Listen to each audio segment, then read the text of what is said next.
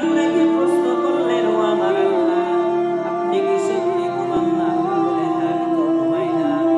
মুসা আলাইহিস সালাম বলেন, ও আমার আল্লাহ, আপনি যে ঘুমান না সেটা আমি কিভাবে বুঝবো? আমাকে বুঝাইয়া দিন। আমার আল্লাহ বলে, মুসা, তুমি যদি সত্যি বুঝতে চাও তাহলে দুই হাতে দুই গ্লাসে দুই ভর্তি গ্লাস ভর্তি পানি নিয়ে পাহাড়ের ধারে এসো। মুসা আলাইহিস সালাম তাই করলেন। আল্লাহ হুকুম করলেন, মুসা, তোমার দুই হাতে দুই গ্লাস নিয়ে তুমি দাঁড়িয়ে যাও। মুসা আলাইহিস সালাম দাঁড়িয়ে গেলেন। আল্লাহ ঘুমকে হুকুম করলেন, হে ঘুম, মুসা আলাইহিস সালামকে ধরো। ঘুমে মুসা আলাইহিস সালামকে ধরলেন।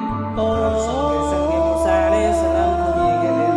যারা অবস্থায় ঘুমায় যাওয়ার পরে মুসা আলাইহিস সালামের হাতের দুই গ্লাস জমিনের ভিতরে পড়ে গ্লাস দুটো চূর্ণ বিচূর্ণ হয়ে গেলেন। মানুষ ঘুমালে কি হাতের ভিতরে কোনো বস্তু থাকবে? কোনোদিনও থাকবে না।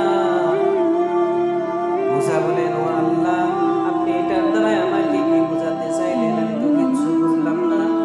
আমার আল্লাহ বলে, ও মুসা, তুমি দুইটা হাতের ভিতরে গ্লাস, তুমি তো ঘুমাও নাই, তুমি জানো আমার ঘুম এসেছে মাত্র, তাই তোমার হাতের দুই গ্লাস জমিনে পড়ে চূর্ণ বিচূর্ণ হয়ে গেল।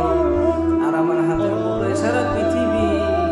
হে মুসা, আমি যদি ঘুমাই তাহলে সারা পৃথিবী তোমার গ্লাসের মতো চূর্ণ বিচূর্ণ হয়ে